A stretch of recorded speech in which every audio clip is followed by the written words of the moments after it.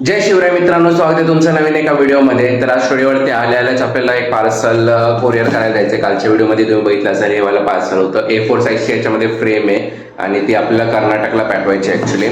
So आपला India पोस्टनेच आपण पाठवतो, 2-4 दिवसात तिकडे पोहोचेल मोस्टली. सो आता पटाट जातो, पहिल्यांदा इंडिया पोस्टमध्ये पार्सल देऊन येतो. त्यानंतर आपली बाकीची जी कामं आहेत ती आपण कंटिन्यू करूया. A few moments later. चला मित्रांनो, आपण कोरिअर वगैरे देऊन आलो. त्यानंतर एक स्टुडंट येणार होते क्लासला, सो त्यांचा क्लास वगैरे घेतला आणि आता संध्याकाळी परत ब्लॉग करतोय. जवळपास 5:30 वाजले तर संध्याकाळचे. आणि जे आपण स्केच नवीन चालू करणार होतो ते करायचंय. म्हणजे काल आपण अजून एक जे स्केच केलं होतं, जे फोटो कस्टमरला आपण पाठवला होता, तर त्यांचा सकाळी रिस्पॉन्स आला होता. त्यांना थोडंसं त्यात चेंजेस काहीतरी हवे होते, तर ते पण आता आपण पहिल्यांदा ते करूया. त्यानंतर परत त्यांना फोटो पाठवूया आणि त्यांना आवडल्यानंतर बाकीची काय बोलतात स्प्रे वगैरे करायचं काम करूया आणि त्यानंतर दुसरं एक स्केच चालू करूया. 1 hour later. चला मित्रांनो, फायनली आपलं जे स्केच करेक्शन वगैरे करायचे होते कस्टमरने सांगितले ते आपण करून घेतलेले आहेत आणि त्यांना फोटो आता पाठवलेला आहे. बघू त्यांना आवडते का नाही. तोपर्यंत दुसऱ्या स्केचचा आता आउटलाईन चालू करतोय मी. चला मित्रांनो, फायनली आता जवळपास 6:30 वाजलेले आहेत आणि एक मला तुम्हाला क्वेश्चन विचारायचं आहे की आपण जे मागच्या वर्षी लाईव्ह स्केच वगैरे बरेचसे केले होते मध्ये आधी, आता मी पण टाकतोय. आणि मागच्या वर्षी बरेचसे लाईव्ह स्केचचे व्हिडिओज तुम्ही बघितले असतीलच आपल्या चॅनलवरती. तर तसे लाईव्ह स्केच परत एकदा तुम्हाला बघायला आवडतील का? कारण आता मला वाटतं मागच्या 5-7 महिन्यापासून मी लाईव्ह स्केच केलंच नव्हतं एक पण. तर मी विचार करतो तर पाऊस पण थोडा कमी झाला आहे, तर बाहेर जाऊन लाईव्ह स्केच करू शकतो आपण. सो तुम्हाला काय वाटतं, तुम्हाला असे लाईव्ह स्केचचे व्हिडिओज बघायला आवडतील का? म्हणजे समोर सरप्राईज आपण एखाद्या कोणाला पण व्यक्तीला सरप्राईज देऊ मॉलमध्ये म्हणा किंवा कुठे, आणि त्यांची रिॲक्शन बघायला वगैरे आवडेल का? तर मला कमेंट करून नक्की सांगा, तुम्हाला व्हिडिओज तसे बघायचे आहेत का? जर जास्त लोकांनी कमेंट केले तरच आपण लाईव्ह स्केचचे व्हिडिओज वगैरे पण टाकायला चालू करू. तर मित्रांनो, आपले कालचे जे 2 स्केच होते त्याचे कस्टमरची जी रिक्वेस्ट होती ती पूर्ण केली. त्यांना आवडले स्केच, जे आपण चेंजेस त्यांनी सांगितले ते आपण केलेले, त्यांना आवडले. आणि दुसरं जे स्केच होते ते पण दुसऱ्या कस्टमरला कालच आवडलं होतं, काल आपण जे केलेलं तेव्हाच ते त्यांचा आज रिप्लाय आला.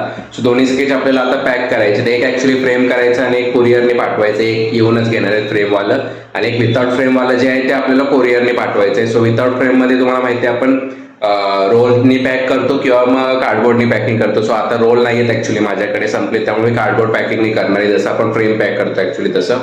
आणि दुसरं एक स्केच जे आहे ते आपण फ्रेम करून दोन्ही पण रेडी करून आता फटाफट मी ठेवतो पहिल्यांदा. तर आपल्याला जे कुरिअर करायचे स्केच ते अशा कार्डबोर्डच्या बॉक्स पॅकिंगमध्ये आपण करणार आहे. आणि एवढा मोठा कार्डबोर्ड तो आता कट करून आपण यूज करणार आहे.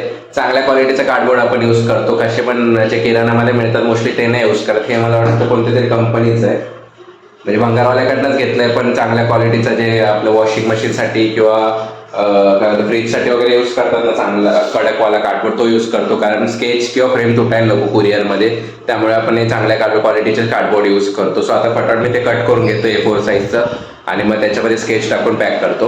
A few moments later. तर चला मित्रांनो, आपण एक स्केच जे कुरिअर करायचं विदाउट फ्रेमचं ॲक्च्युली ते आपण काय बोलतात आपलं बॉक्स पॅकिंग केलेलं आहे. ॲक्च्युली दोन्ही साईडने फक्त कार्डबोर्ड लावलेलं आहे आणि ते आता तुटायची किंवा फोल्ड व्हायची काही चान्सेसच नाही आहे. तेवढं कडक कार्डबोर्ड आपण यूज करतो. फ्रेमवाले तुम्हाला माहिती असते जास्त जाड होत. कालच मला वाटतं एक आपण स्केच कुरिअर केलंय. सो हे आपण तुम्ही बघू शकता, विदाउट फ्रेम असेल तरी आपण असं प्रॉपर पॅकिंग करतो. आणि आता फ्रेमवाला दुसरं जे आहे ते फ्रेम करून घेतो पटापट. चला मित्रांनो, आपण फ्रेम वगैरे करून घेतलेलं आहे. आता समोरच्या साईडचं दाखवू शकणार नाही कारण कस्टमरची परमिशन नाही आहे स्केच दाखवायची, त्यामुळे मी तुम्हाला दाखवू शकणार नाही ते. बाकी फ्रेम वगैरे प्रॉपर अशी केलेली आहे आपण. आणि हे आपला कस्टमर इकडे येऊनच घेणार आहेत ना, त्यामुळे आपल्याला पॅकिंग बॉक्स पॅकिंग वगैरे करायची गरज नाहीये. ते कस्टमर स्टुडिओवरती येऊन मग त्यांना टाइम असेल उद्या परवा जसं टाइम असेल तसं येतील आणि ते देतील, तेव्हाच मग मी गिफ्ट रॅप वगैरे करेल तेव्हा. कारण आता गिफ्ट रॅप करत नाही मी, जेव्हा ते येतील तेव्हाच करतो. कारण जास्त स्केच असतात आपल्याकडे, फ्रेम सोबतचे पण 2-4 स्केच असे पडलेले असतात. ते कस्टमर येतं मग ते मिसप्लेस नको व्हायला, म्हणजे एकाचा दुसऱ्याला जायला नको किंवा म्हणजे चान्सेस असू शकतात ना, सगळे गिफ्ट रॅप सेमच दिसतात तर चुकून जाऊ शकते एकाचा दुसऱ्याला वगैरे.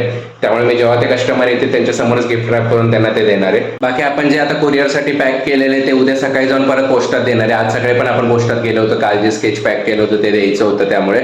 आणि उद्याचं पण एक स्केच देणार आहे. तसं मी दोन्ही एकसाथ दिले असते, पण उद्या कालचं आज सकाळी जे दिले ते अर्जंट होतं, ते कर्नाटकला पाठवायचं होतं ना, त्यामुळे मी त्याला टाइम नाही लावला. लगेच काल पॅकिंग केली आणि आज लगेच देऊन आलो.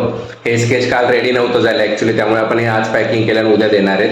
त्यामुळे 1-1, 2-2 जरी असले तरी मी जसा रेडी होईल तसं मी पॅक करून देतो, कारण कस्टमरला समोर लवकर हवं असतं. कारण हे ॲक्च्युली सरप्राईजवाली गोष्ट आहे. समोरच्याचा बड्डे असेल किंवा काय असेल तर त्या दिवशीसाठी खास त्यांनी ऑर्डर केलेली असते. त्यामुळे जितकं लवकर त्यांच्यापर्यंत पोहोचेल तितकं आपण, म्हणजे मी तेवढं लवकर द्यायचा ट्राय करतो. बाकी इथून पाठवायचं माझ्या हातात असतं आणि कुरिअरवाला तर माझ्या हातात नाही आहे, ते त्यांच्या हिशोबाने त्यांच्या टाइमनेच आपण ते लोक पाठवणार आहेत. स्पीड पोस्टनेच मोस्टली आपण करतो, पण ते कुरिअरवाल्याचं आपल्या हातात नसते, त्यामुळे माझ्या हातात जे आहे म्हणजे लवकर जितकं पाठवायचं आहे तेवढं मी लवकर पाठवून देत होते. बाकी 4-5 दिवसात, आठवड्याभरात ऑल ओव्हर इंडिया तसे ते पोहोचतात, डिपेंड कुठल्या एरियामध्ये पाठवायचं आहे ते.